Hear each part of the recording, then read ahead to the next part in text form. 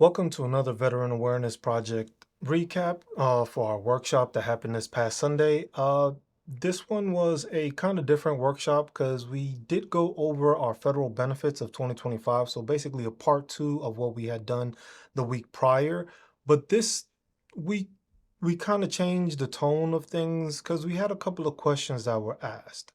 And a lot of the questions that were asked led to a discussion on different things that need to be spoken about as veterans when it comes to the VA, when it comes to these possible changes, when it comes to filing for claims, when it comes to nexus letters, when it comes to certain topics that most veterans just don't know what they're doing.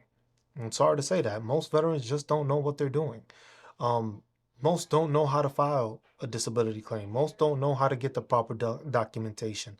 Most don't know what a nexus letter is supposed to look like. Most can't provide a medical professional a nexus letter so that they know what the template is or what they're supposed to fill out.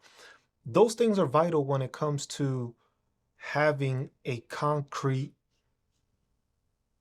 disability claim.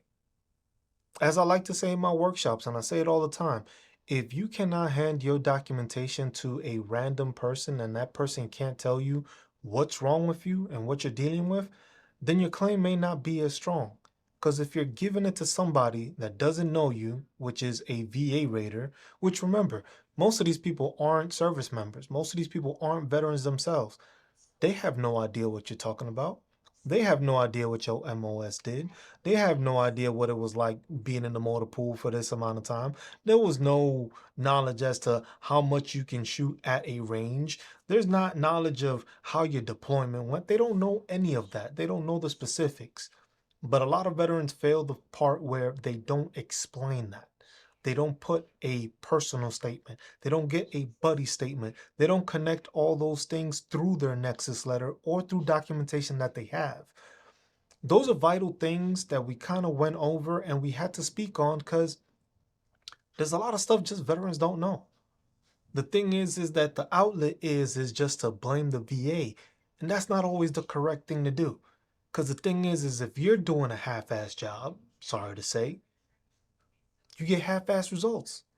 It's the same thing how we were in the military. If you knew you had to empty out a Connex and you put that shit back in the wrong manner, guess what? You redoing that Connex again. Some things don't change. Just because we're not in the military doesn't mean that the the circumstances are going to change. It's the same thing. It's run by the same system. It's for veterans. A lot of veterans are within the system, but where we need to have them, not all of them are there.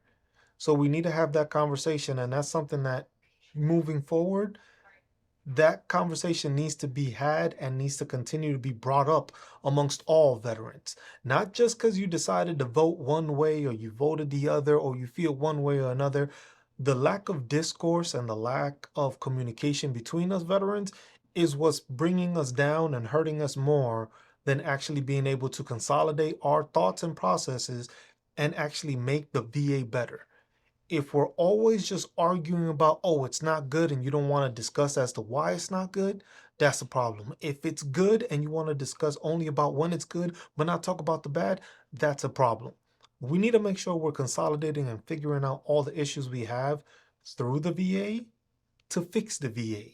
We can't fix it just off of one bad experience. Many veterans have had bad experiences with the VA. That does not mean that every veteran has that. So we need to stop bad mouthing the VA just because we didn't like the VA. You might have gotten denied. Sometimes, yes, it is the VA's fault. Sometimes it's the lack of ability of creating a great disability claim. Two different issues, but at the same time, if you don't know the difference, it's easy to just blame the VA. But that's conversation we had through the workshop. We still have the federal benefits. You can still go over that and check it out. It's like about a 200-page document that's going to be linked in the description for you to be able to check out and see all the different benefits. Keep in mind that these are the benefits published at the beginning of the year. With the implementation of all these executive orders and all these changes, we may see changes to those federal benefits. What they will be, we don't know till that's consolidated and we find the proper answers or what they figure is a proper budget or proper analysis of what's going on. So, as always, every Sunday, tune in. Our workshops are at 12 noon Central Standard Time.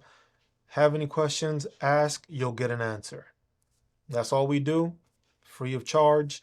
You don't got to pay anything. All you got to do is gain knowledge and hopefully spread the knowledge to somebody else. I'm just Cruz, part of the Veteran Awareness Project. Appreciate y'all tuning in.